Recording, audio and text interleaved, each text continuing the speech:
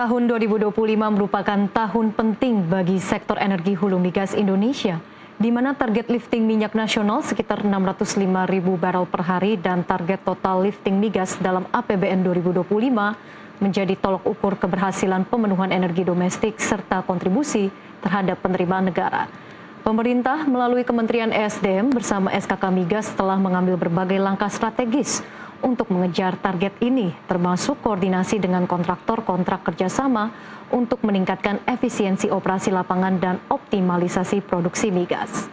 Lantas, bagaimana perkembangan produksi dan lifting minyak serta gas bumi nasional sepanjang tahun 2025 dan seperti apa strategi operasional serta kebijakan yang diterapkan untuk pengoptimalan lifting migas di tengah dinamika industri dan tantangan operasional? Kita akan membahasnya bersama dengan Kepala Satuan Kerja Khusus Pelaksana Kegiatan Usaha Hulu Minyak dan Gas Bumi atau SKK Migas, Joko Siswanto. Terima kasih sudah bergabung bersama kami, Pak Joko. Tentu kita lihat ini kita sudah akan memasuki tahun 2026, jelang tutup tahun. Mungkin bisa dijelaskan kepada kami seperti apa perkembangan proses lifting migas hingga akhir tahun ini. Ya, alhamdulillah perkembangannya cukup baik, bahkan boleh dibilang sangat baik gitu ya. Karena apa? Karena kalau kita lihat beberapa tahun ke belakang, itu produksi minyak mentah kita selalu cenderung turun. Nah, milestone-nya yang pertama adalah bagaimana kita mencegah penurunan ini. Jadi kalau kita bisa produksinya sama saja sama tahun lalu, itu sudah bagus ya. Yang kedua, bagaimana kita bisa meningkatkan atau lebih tinggi dari tahun lalu. Nah, alhamdulillah dua milestone ini sudah kita capai. Nah, milestone yang ketiga adalah bagaimana kita bisa mencapai target APBN 605. Nah, alhamdulillah 1-2 hari terakhir dengan berbagai upaya, gejolak yang sangat luar biasa, kita mencapai 605, alhamdulillah. Kita tinggal 3 hari lagi menuju akhir tahun, Senin, Selasa, Rabu, tanggal 31, kita mau lifting semua minyak-minyak yang sudah kita produksi, yang sudah kita tampung di tangki-tangki dan di tanker-tanker. Semoga mudah-mudahan kita terus berdoa, terutama di laut, ya minyak-minyak yang dari produksi offshore, itu kita akan lifting dengan kapal tanker. Nah, insya Allah cuaca bagus, tanker bisa merapat, kita bisa lifting. Dan juga minyak-minyak yang di depot-depot di pelabuhan, itu juga akan kita lifting. Mudah-mudahan cuaca bagus, insya Allah kita bahkan bisa melebihi target daripada APBN. Oke, optimis target APBN 2025 bisa tercapai ya? Ya, mudah-mudahan ya 3 hari lagi tidak ada unplanned shutdown, cuaca bagus, tidak ada pipa bocor dan sebagainya. Mudah-mudahan kalau itu semua lancar, insya Allah bisa tercapai. Oke, baik Pak. Tentu kita harapkan ya. Tapi kalau kita berbicara terkait dengan risiko cuaca yang memang menjadi kekhawatiran kita semua, terutama melihat dampak bencana yang baru-baru ini terjadi di Sumatera, adakah dampak yang juga sempat mempengaruhi kondisi lifting migas akibat dampak bencana di Sumatera? Ya, betul sekali. Sebetulnya sejak awal tahun itu kita sudah lumayan tren produksinya, namun unplanned shutdown ternyata masih beberapa kali terjadi, karena mengingat infrastruktur daripada hulu migas ini sudah sejak lama begitu ya, bahkan di Chevron itu sudah hampir 100 tahun, terutama yang dikelola oleh Pertamina yang di offshore ya, pipa-pipa banyak berkarat, banyak bocor. Nah, mesin-mesin pembangkit listrik yang untuk steam uap di Rokan, juga untuk membangkitkan, menggerakkan pompa-pompa anggu, itu juga sangat membutuhkan listrik, dan ini pembangkit listriknya juga beberapa kali shutdown. Di September itu 2 kali, di Desember 2 kali juga. Nah, ini banyak sekali produksi yang hilang sampai puluhan ribu barel oil ya. Dan yang paling parah sebetulnya ketika bulan Desember kemarin itu kita pipa bocor, pipa untuk kita kirim minyak dari lapangan Banyu Urip ke tanker. Dan juga sudah saatnya kita melakukan perawatan 5 tahunan. Nah, ini ratusan ribu barel kita hilang, ini suatu tantangan yang berat. dan terakhir adalah bencana alam yang terjadi di Aceh dan Sumatera Utara, di mana pipa gas kita pecah. Sehingga kondensat dan gas juga kita kehilangan produksi cukup banyak, 2.000 barel oil per day. Nah, tantangan ini tentunya memacu kita bagaimana kita mencari peluang-peluang ya. Peluang-peluang supaya kita bisa mengejar nih kehilangan minyak. Baik itu tantangan alam, tadi infrastruktur yang sudah tua, juga tantangan bagaimana kita mempercepat segala urusan, perizinan, dan sebagainya. Nah, alhamdulillah kita bangkitkan nih semangat anak-anak di lapangan, juga di kantor, sebuah K3S, bahwa kita harus bisa yakin kita bisa mencapai target APBN. Baik, Pak Joko tadi sudah menyebutkan ada berbagai kendala dan juga tantangan ya, tapi yang patut kita apresiasi adalah ada milestone yang dapat dijaga di tahun ini. Sebetulnya apa saja faktor yang mendorong capaian tren lifting migas di tahun ini? Yang pertama, alhamdulillah pimpinan negara kita, Pak Presiden, selalu membangkitkan semangat bahwa kita harus mencapai target APBN. Nah, yang kedua, keputusan beliau juga sangat cepat dan sangat mendukung dengan diterbitkannya kepres mengenai tim Satgas Hilirisasi dan Ketahanan Energi. Nah, ini sangat membantu sekali, terutama dalam hal percepatan perizinan. Ya, dan targetnya sama, jadi dari segi manajemen diperbaiki bahwa targetnya adalah 1 juta barel 2030 atau 900.000 barel di 2029. Sehingga kita bekerjanya jelas, kita susun strateginya bagaimana 2029 itu mencapai target dari tahun sampai dengan tahun 2025. Dari segi manajemen sudah Kepresnya dibuat, percepatan, timbrilisasi, dan kebetulan Pak Menteri juga dalam hal mengambil keputusan sangat cepat. Logikanya clear, langsung diputuskan, dan itu membangkitkan kita juga semangat yang bahwa kita bisa mencapai. Nah, jadi di anggota tim Satgas Hilirisasi dan Ketahanan Energi ini, itu dibuat ada satu pasal bahwa semua kementerian lembaga itu harus mendukung segala macam prosedur perizinan. Nah, pejabat-pejabat yang tidak mendukung itu bisa dikenakan sanksi.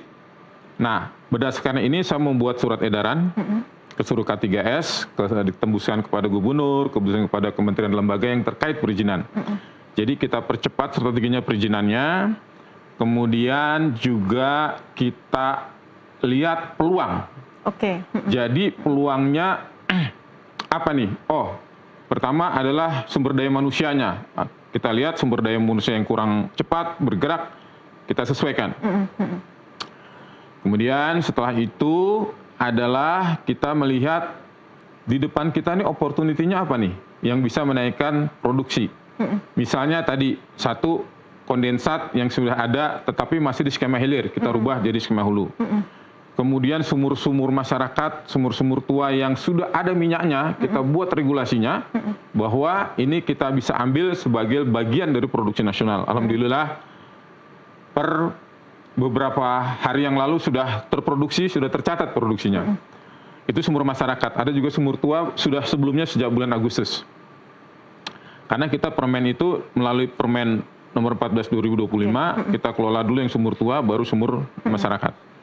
Nah, kemudian kita lihat lagi dari segi definisi di dalam undang-undang, di dalam kontrak, molekul daripada gas yang keluar atau minyak yang keluar dari sumur itu bisa memproduksi misalnya kondensat dan LPG. Kondensat alhamdulillah sudah sejak lama itu menjadi bagian dari minyak. Jadi di sumur yang kita bor itu yang keluar bisa minyak satu fase, bisa juga gas, bisa juga minyak dan gas 2 fase, dan 3 fase minyak, air dan gas. Nah, gas itu dengan tekanan tinggi dan temperatur yang tinggi ketika nyampe ke permukaan itu ada yang terkondensasi, itu jadi kondensat masuk polimer. Nah, ada juga yang kita bisa proses menjadi LPG. Nah, LPG ini cukup lumayan 22.000, 23.000 barel oil per day. Nah, itu kita masukkan ke dalam kelompok minyak. Karena LPG kan liquid petroleum gas. Dari segi definisi itu masuk dalam minyak. Dari definisi di undang-undang, definisi di kontrak, dan yang paling penting adalah dari segi molekul itu sendiri. Jadi LPG adalah itu C3C4, propana butana. Nah, kalau gas itu C1 C2 dalam bentuk pipa kita ekspor langsung bisa pakai pipa. Kita juga bisa jadikan LNG, liquid natural gas, ya LNG. Itu C1 C2, tapi dia temperaturnya minus 127 derajat, 27 derajat di bawah nol, dan juga tekanannya tinggi. Nah, tapi kalau dalam temperatur tekanan standar dia berupa gas. Nah, kalau LPG kayak kita korek buat ngerokok itu kan itu temperaturnya standar dalam bentuk cair kan, kalau kita dalam bentuk cair dan kita kasih tekanan sedikit supaya dia keluar dalam bentuk gas, kita bisa keluar apinya gitu. Nah, itu kita masukkan ke dalam kelompok minyak sehingga kita bisa dapat mencapai 605.000 barel oil per day. Baik. Tadi sudah dijelaskan ya gambarannya terkait dengan perkembangannya. Tadi juga sempat dibahas juga terkait dengan sumur minyak masyarakat yang juga bisa menjadi salah satu kontribusi untuk lifting migas. Pak Joko, kita akan jeda terlebih dahulu. Pemirsa, dialog akan kami lanjutkan sesaat lagi.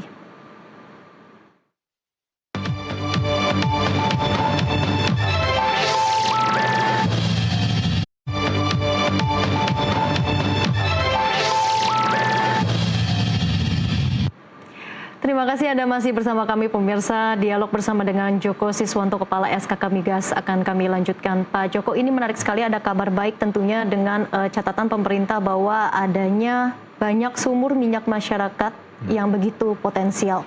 Seberapa besar kontribusinya terhadap produksi migas nasional dan bagaimana memastikan nantinya pengelolaannya ini aman dan juga berdampak dan bermanfaat secara ekonomi untuk masyarakat? Ya, kalau berdasarkan data kan ini yang sudah disampaikan oleh beberapa gubernur ke pemerintah dalam Kementerian SDM, itu jumlahnya sekitar 45.000 sumur. Nah, kita pernah berkunjung ke lapangan langsung, itu satu sumur ada yang 3 barel, bahkan ada yang 25 barel per hari. Nah, kalau kita kalikan dengan 45.000, 3 kali 45.000 aja udah di atas 100.000 barel kan? Iya. Nah, tapi katakanlah mungkin ada yang juga 1 barel gitu ya. Nah, katakan 1 barel aja atau sekian persen dari 45.000. Nah, kita sih berharap ini bisa berkontribusi paling tidak minimal 20.000 barel oil per day, minimal ya. Tapi kita bisa berharap bisa sampai 40-an sampai 50.000 barel oil per day. Nah, ini menjadi andalan tentunya di tahun 2026 terutama. Karena kan kemarin permennya baru terbit Juni 2025, kita siapkan datanya, inventarisasinya, kontrak-kontraknya, alhamdulillah sudah mulai bulan ini sudah mulai terproduksi oleh UMKM ya. Nah, mengenai safety lingkungan dan sebagainya, selama ini kan memang sumur-sumur masyarakat ini secara lingkungan kurang baik, safety-nya juga kurang. Nah, justru negara pemerintah hadir, di mana ini nanti minyaknya dibeli oleh Pertamina. Nah, di situ ada sekian persen, 80% dari ACP, sehingga ada 20% itu yang bisa digunakan oleh Pertamina, oleh negara, karena nanti Pertamina bagi hasil sama negara 60-40. Juga oleh kontraktor, itu sama-sama dengan pengelola sumber masyarakat, baik koperasi, BUMN, maupun UMKM, itu mengelola lingkungan secara bertahap, sama safety-nya selama 4 tahun ke depan ini. Nah, jadi justru dengan adanya permen atau negara hadir, itu lingkungan yang tadinya kurang baik, kita perbaiki, yang tadinya kurang safety, kita secara bertahap, safety-nya juga kita tingkatkan.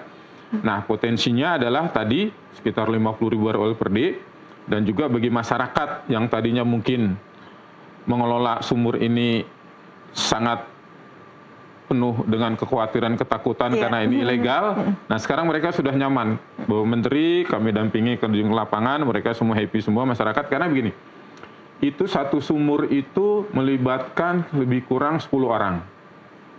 Kali 45.000 kali 10, sudah berapa tuh? 450.000 orang kan? Belum kalau kita hitung keluarganya, anaknya ya. Nah, itu sangat berpengaruh terhadap perekonomian di daerah, dan safety-nya juga nanti akan lebih baik, lingkungan lebih baik, kontribusi terhadap lifting negara juga lebih baik. Jadi secara umum ini sangat baik. Ada aspek lingkungan yang tentu menjadi perhatian di sini. Betul, ya, Pak Joko. Tapi memang kalau kita berbicara terkait perizinan yang memang menjadi salah satu kendala yang memperlambat realisasi produksi migas. Sejauh ini seperti apa strategi yang dilakukan oleh SKK Migas bersama dengan Kementerian ESDM untuk memastikan bahwa perizinan ini bisa berjalan lancar, proses perizinannya tanpa mengabaikan aspek keselamatan? Sekali lagi, alhamdulillah sudah terbit Kepres tentang hilirisasi. Di sana itu juga menyangkut percepatan, sehingga bagaimana kami selanjutnya adalah berkoordinasi. Kita membuat tanda tangan MOU dengan kementerian lembaga, baik itu yang dilakukan oleh Menteri SDM dan kementerian terkait, termasuk dengan kami juga ikut menandatangani beberapa proses perizinan MOU-nya.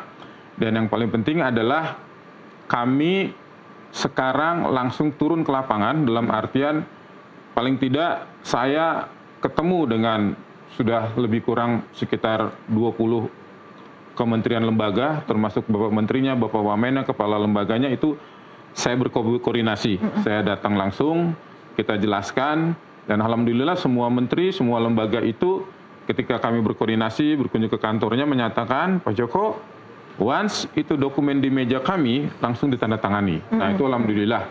Jadi kita proaktif, mendatangi kementerian lembaga yang memberikan perizinan. Kita jelaskan, kemudian kita lengkapi seluruh persyaratannya. Alhamdulillah, Bapak Menteri, Wamen, pimpinan lembaga itu sangat cepat sekali sekarang dalam menerbitkan perizinan. Itu kami apresiasi sekali.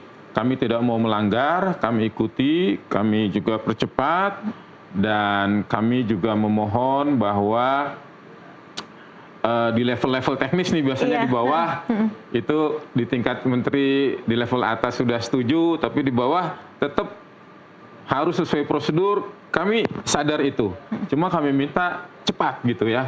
Kami tidak akan melanggar, tetapi prosesnya juga kami berharap cepat. Seperti contoh misalnya pembebasan 662 kawasan hutan untuk proyek Masela, alhamdulillah sudah di-approve sama Bapak Menteri Kehutanan.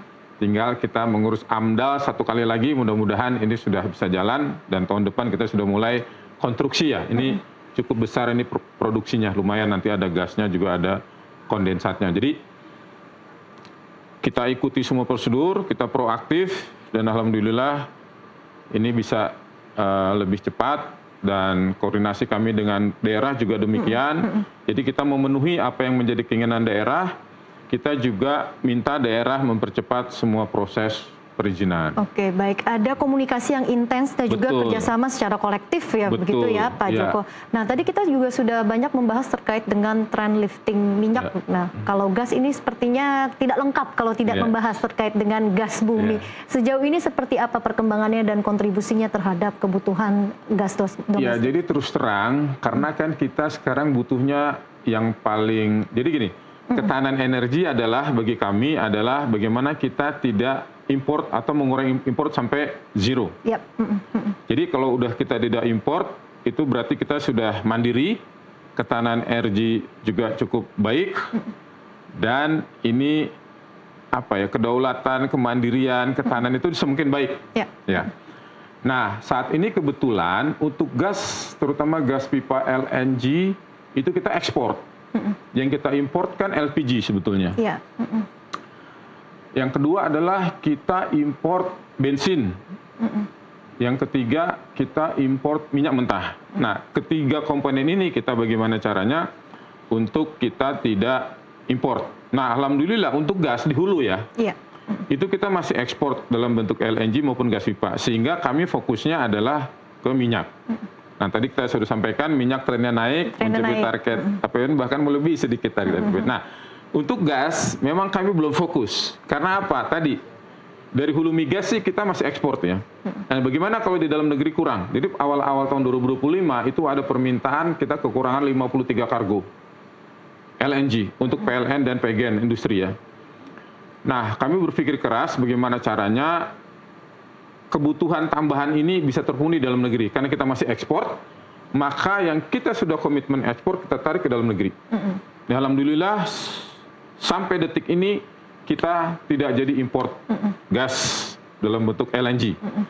Jadi itu karena kita masih, jadi gini, produksi gas di dalam negeri itu yang dari sumur gas ya, itu 70% sudah kita gunakan ke dalam memenuhi kebutuhan domestik, yang kita ekspor 30%. Nah 30% inilah yang kita tarik kembali, ya kita bikin swap, dan alhamdulillah tidak seluruhnya juga kita tarik ke dalam negeri sudah terpenuhi.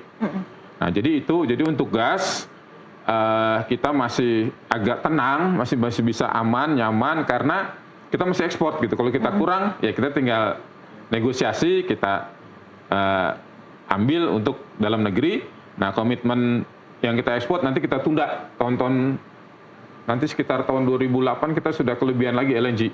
Karena di Eni itu nanti akan ada 1000 mmSCF per day. Kita produksi gas, tambahan 1 kilang LNG di Bontang. Kemudian nanti 2029-2030 Masela juga produksi. Kemudian nanti tahun 2027 Genting Oil juga produksi LNG. Jadi yang sekarang kita komitmen ekspor kita tarik sebagian, nanti 2028 ke atas itu kita ganti. Karena kita udah kelebihan banyak lagi LNG, jadi kita komitmen kita penuhi nanti setelah 2028. Oke, itu tadi strategi dalam menjaga stabilitas kebutuhan ya, gas domestik dalam negeri ya, begitu ya. Pak Joko, semakin menarik, tapi kita harus jeda terlebih dahulu. Pemirsa, kita akan lanjutkan kembali dialog bersama dengan Joko Siswanto, Kepala SKK Migas, usai jeda.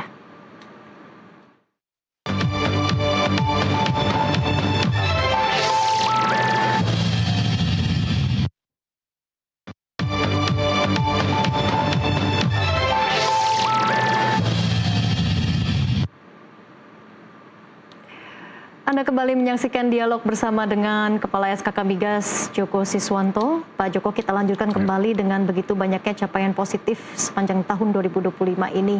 Apa saja pelajaran yang bisa diambil untuk bisa memacu lagi kinerja lifting migas di tahun 2026 dan seperti apa strateginya? Yang pertama, untuk memenuhi kebutuhan dalam negeri tentunya kita meningkatkan produksi kan. Minyak terutama, dan beberapa strateginya tadi ada sumber masyarakat. Nah kemudian saya sudah mencanangkan juga yang namanya Triple 100. Triple 100. Ya, yang pertama adalah kita harus mengebor ya struktur-struktur baru, lapangan baru yang sudah kita identifikasi ada minyaknya, minimum 100. Kemudian kita juga harus melakukan eksplorasi juga 100 sumur, karena kita beberapa tahun 2013 kita pernah mengebor lebih dari 100 sumur eksplorasi. Dan itu harus kita ulangi juga di tahun 2026. Yang ketiga adalah teknologi. Ya, teknologi itu misalnya sekarang itu di Amerika sudah berhasil yang namanya pengeboran multi-stage fracturing. Ya. Jadi kita ngebor horizontal, kemudian di lubang horizontalnya itu kita rekahkan lagi. Nah itu kita yakini dan selama ini kita sudah identifikasi itu selalu bisa menghasilkan produksi minyak yang bahkan sampai 3 kali dari existing produksi. Yang kedua adalah teknologi IOR. Alhamdulillah kemarin kita sudah meresmikan IOR di lapangan Minas Blok Rokan.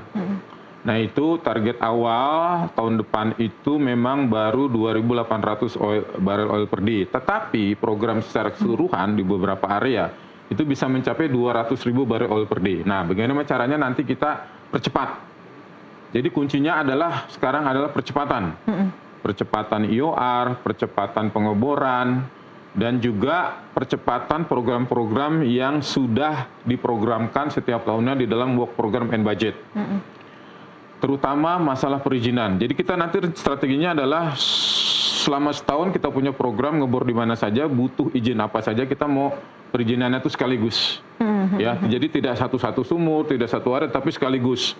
Nah, strategi ini menjadi kunci menurut saya untuk kita bisa berhasil di tahun-tahun yang akan datang. Nah, mengenai untuk gas, strateginya adalah, alhamdulillah kami terima kasih sama Singapura, sama Jepang, sama Korea, dan beberapa negara lainnya, itu mereka memahami kita punya program swap namanya. Jadi, kita kan ekspor gas ke Singapura itu lewat pipa ya, dari Sumatera dan dari Natuna. Nah, alhamdulillah yang dari Natuna ini kita bisa maksimalkan produksinya, kita memenuhi kebutuhan Singapura sekitar 200 mm SCF per day, itu maksimalkan dari, karena masih ada potensi cadangan 30% di Natuna, kita maksimalkan 100% produksinya.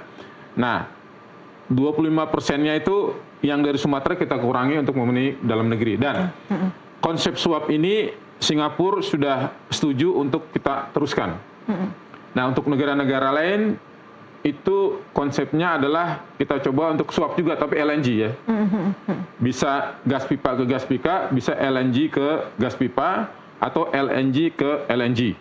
Nah, kalau swap ini bisa berhasil, itu akan sangat baik juga, sehingga kebutuhan gas dalam negeri akan aman. Yang kedua adalah tadi, kita diverse. Jadi kebutuhan untuk dalam negeri, nanti kita ganti di 2028. Nah, nanti dari Dongkisnoro itu ada sekitar lebih kurang 40 kargo, yang tadinya komitmen ekspor kita sudah sepakat untuk di dalam negeri setelah 2027. Juga nanti di diproduksi dari Bontang dan juga dari BP Tangguh, dan juga nanti dari Next 2007 dari Genting Oil, dan setelah 2029 dari Masela. Nah, ini kita utamakan sesuai dengan Undang-Undang Migas. Prioritas utama pasal 8 ayat 1 itu adalah untuk kebutuhan dalam negeri. Nah, nanti kalau sudah dalam negeri cukup, baru kita ekspor. Oke, kebutuhan domestik dulu yang diutamakan. Betul. Gitu ya, dan Nah, diprioritaskan. memang domestik itu kendalanya adalah infrastruktur. Jadi alhamdulillah sekarang PLN, juga PGN, dan beberapa perusahaan itu sekarang sedang meningkatkan pembangunan infrastruktur untuk swasta juga, untuk receiving LNG-nya. Kita tingkatkan, dan juga pembangunan infrastruktur pipanya sudah dibiayai dari APBN, alhamdulillah. Jadi kita negara, badan usaha, juga pemerintah daerah, swasta sama-sama kita, ayo kita bangun infrastruktur, terutama gas, karena gas itu kan untuk transisi energi yang paling bagus ya. Kita punya gas, kita masih ekspor, kendalanya adalah infrastruktur dan harga. Nah, alhamdulillah pemerintah juga sudah sadar bahwa ada HGBT namanya. Jadi untuk meningkatkan pemanfaatan energi di dalam yang lebih bersih sebagai transisi menuju ke energi terbarukan, itu gas yang paling bagus. Nah, dari segi harga, pemerintah sudah memberikan insentif berupa HGBT, kemudian dari infrastruktur juga negara sudah hadir membangun infrastruktur bersama swasta dan BUMN. Alhamdulillah. Baik, berbicara terkait dengan transisi energi juga tadi sempat disebut oleh Pak Joko ini, kita tahu pemerintah juga menetapkan target yang cukup ambisius di sektor migas untuk tahun 2030. Ini yaitu strategi dan prioritas untuk masuk ke dalam transisi energi. Seperti apa nantinya SKK Migas turut berkontribusi dalam target ini? Nah, dalam hal ini di hulu migas itu transisi energi kan dalam artian kita juga akan mengurangi emisi ya. Iya. Emisi hidrokarbon, terutama CO2. Nah, kita ada dua program utama. Yang pertama adalah bagaimana kita mewujudkan net zero flaring gitu ya. Jadi nanti kita gas-gas yang kita bakar itu kita punya program namanya zero flaring. Itu otomatis akan mengenolkan emisi.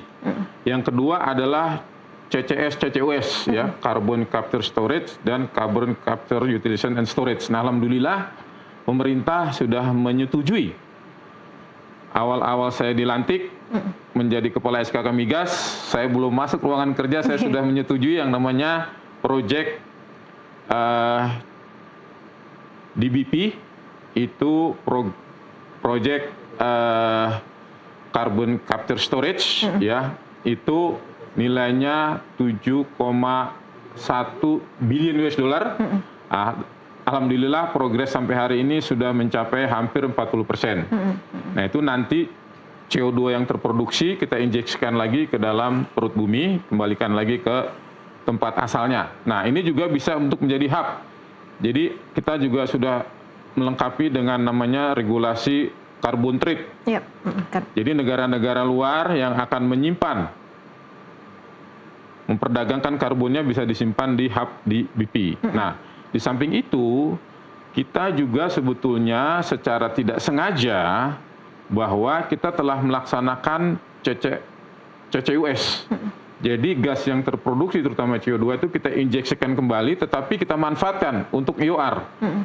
Jadi di ExxonMobil itu gas CO2-nya diinjeksi lagi untuk menekan minyaknya, sehingga minyaknya bisa keluar. Nah, pilot project-nya juga sudah dilakukan oleh Pertamina di lapangan Gundi. Jadi CO2 kita injeksikan, kemudian dia bercampur dengan minyak, kemudian minyaknya mencair dan kita pompakan ke atas permukaan dengan metode huff and puff. Nah, ExxonMobil juga sudah melakukan kajian studi untuk penempatan CO2 di Jawa Barat. Kemudian Medco juga sudah melakukan studi kita injeksi nanti di sekitar Natuna. Nah, jadi dari segi studi kita sudah terus lanjutkan, pembangunan infrastruktur sedang berjalan, CCS CUS juga kita teruskan. Jadi itulah program 2 hal di hulu migas untuk transisi energi mengurangi emisi, yaitu kita mengenolkan flaring. Jadi gas-gas flaring ini alhamdulillah sudah bisa dimanfaatkan dengan harga yang sangat minimal untuk bisa jadi CNG ataupun untuk industri-industri yang menggunakan gas yang tidak terlalu bersih. Dan juga kita satu lagi adalah tadi CCS, CCUS. Jadi 2 itu kita mendukung sebagai transisi energi, dan yang paling jitu adalah bagaimana kita memanfaatkan gas ini sebagai transisi ya. Karena gas itu emisinya itu 50% lebih rendah dibandingkan batu bara. Nah, pemerintah tadi saya sudah sampaikan sudah turut membiayai pembangunan infrastruktur gas, termasuk memberikan insentif harga gas HGBT. Jadi dari segi angka juga sekarang sudah 70% dimanfaat di dalam negeri, bahkan dengan konsep swap dan komitmen ke depan kita utamakan prioritas dalam negeri juga sudah kita lakukan. Jadi itulah program di hulu migas sebagai transisi energi, kita memanfaatkan gas, kita mengurangi emisi. Oke, itu komitmen yang dilakukan SKK Migas dalam mendukung fase transisi energi. Betul sekali. Ya? Ya. Pak Joko, pesan apa yang ingin disampaikan kepada masyarakat dan juga pelaku industri migas mengenai masa depan produksi migas nasional dalam konteks ketahanan energi dan juga stabilitas ekonomi nasional ke depannya? Pertama kepada masyarakat tentunya ya. Iya. Berupaya untuk menghemat begitu ya. Jadi energi ini terutama minyak kita masih impor. Jangan boros menggunakan minyak, yang kemudian juga menghimbau kepada masyarakat, karena kita masih impor, ya ikut berpartisipasi di dalam substitusi energi, terutama fosil ya. Saya memberikan contoh menggunakan kendaraan listrik, gitu ya, baik saya, istri, anak, gitu ya, tetangga, teman, dan sebagainya.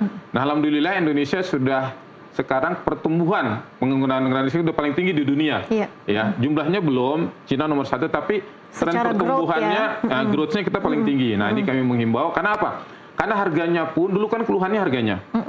Harganya sekarang mobil listrik itu jauh lebih murah dari mobil, termasuk motor gitu ya. Nah, kami menghimbau itu. Kemudian juga untuk menghemat listrik, karena listrik juga ada yang masih pakai gas, masih pakai BBM solar, di rumah-rumah, di kantor-kantor, kantor inilah paling tidak di lahan-lahan parkir itu dipasang solar panel. Jadi bisa untuk mengecas mobil atau motor, dan juga untuk mengurangi pemanfaatan energi fosil untuk listriknya ya, di kantor, di perumahan, dan sebagainya. Nah, untuk industri saya terima kasih sekali, harus tetap semangat, kita meningkatkan produksi dalam negeri. Ya, kita terima kasih ada program swap begitu ya, terutama untuk gas, dan harus semangat juga untuk meningkatkan produksi dan percaya menggunakan teknologi, jangan takut eksplorasi, manfaatkan teknologi untuk meningkatkan produksi minyak kita. Pemerintah nanti berusaha memberikan insentif.